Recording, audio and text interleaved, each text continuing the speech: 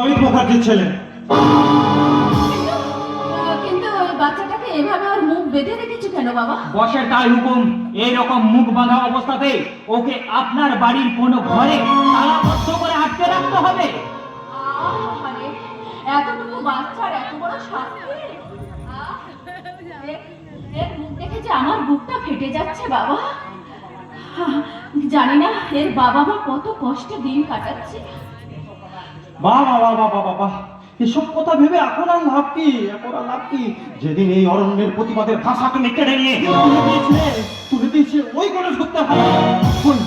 ওই সেদিন তো তোমার হৃদয়ে এতটুকু করবেনি, সেদিন তো তোমার হৃদয়ে একটুকু ব্যথা বেদনা ভরেনি, আর আজ তোমার যত হৃদয় উপড়াচ্ছে এই অমিত মুখার্জির ছেলেটার জন্য। তুই কি বুঝবি? তুই কি বুঝবি অরণ্য? কষ্ট যন্ত্রণা কতটা গভীর! আমি বয়সে ওই শিয়ালদা স্টেশনে আমি আমার মেয়েকে হারিয়েছিলাম। শিয়ালদা স্টেশন? হ্যাঁ, আজ থেকে 25 বছর আগে আমার স্বামীর সাথে আমার মেয়েকে আমি শিয়ালদা স্টেশনে হারিয়ে ফেলেছিলাম। মা,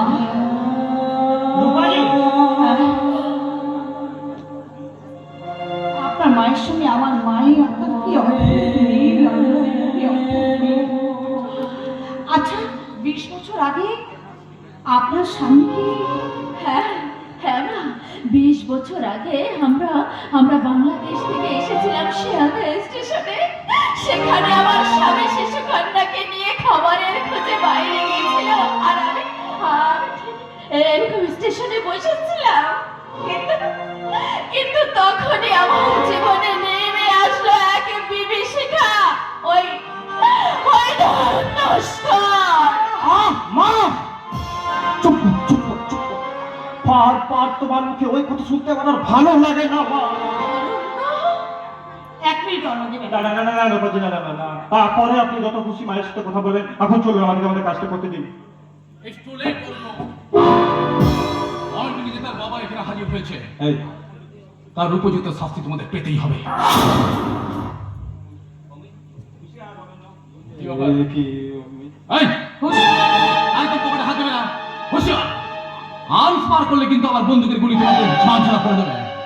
লেখেন, গো অ্যান্ড সার্চ দেম।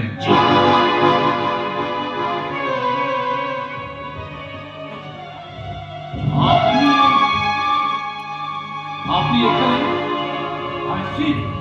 তাহলে আপনি অরণ্যের বাড়িতে 8,000 দিয়েছেন?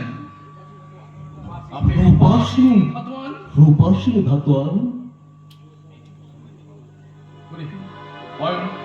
আমাকে একটু সময় দে বাবা। আমাকে তোর জন্য তোকে বুকে নেবার জন্য আমার মনটা বড় ব্যাকুল হয়ে উঠেছে। আমাকে আরেকটু সময় দে। শুধু শুধু তার আগে রূপা সিং খাতওয়ানকে অমিত মুখার্জি, কি লক্ষণ সিং, তুমি আমার দিকে বন্দুক চোখে ধারিছ? তুমি পুলিশের চাকরি করে পুলিশ ডিপার্টমেন্টের সঙ্গে বিরোধিতা করছো।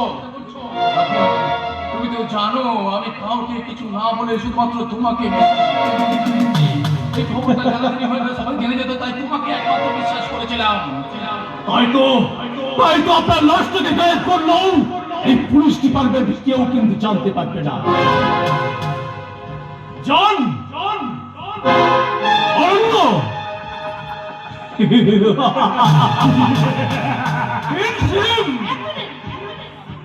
ওকে তোমরা কেউ মেরো না। রূপাজি, কি বলছেন ম্যাডাম, কি বলছেন? আমার মনে হয় ওই অমিত মুখার্জি মারার আগে একবার গণেশ গুপ্তের অনুমতি নিয়ে আমাদের খুবই প্রয়োজন। আর কোনো অনুমতি দরকার নেই, আর কোনো অনুমতি দরকার নেই। এই অস্ত্রখানা আমাকে তুলে দিয়েছিলেন গণেশ বাবু অমিত মুখার্জিকে খতম করার জন্য।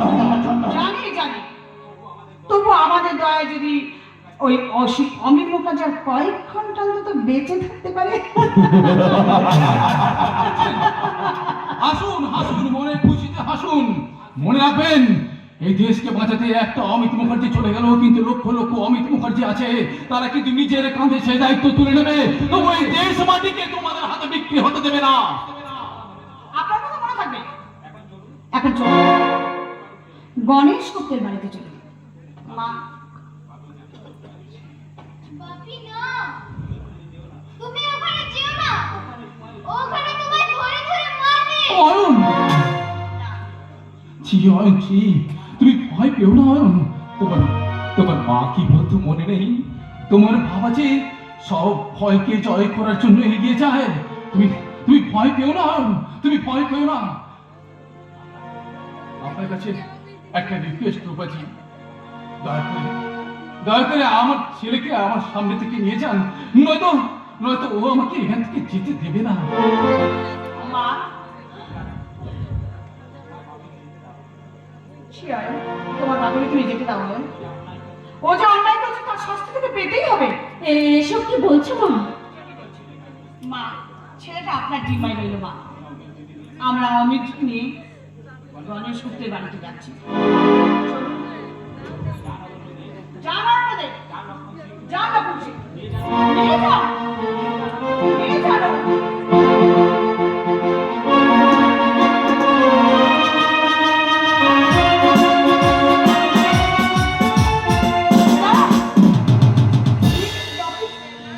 না